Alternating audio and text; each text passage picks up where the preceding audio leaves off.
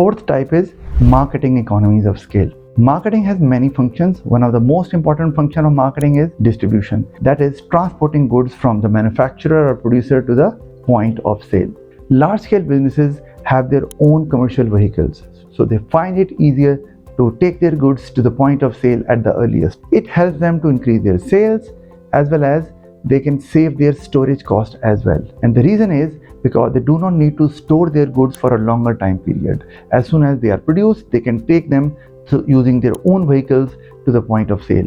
So it saves the wastage that can come out by storing goods for a longer time period due to goods getting out of date or goods getting damaged while being stored over there. Apart from that, transportation charges would also not be paid. Why? Because the vehicles are owned by the business itself.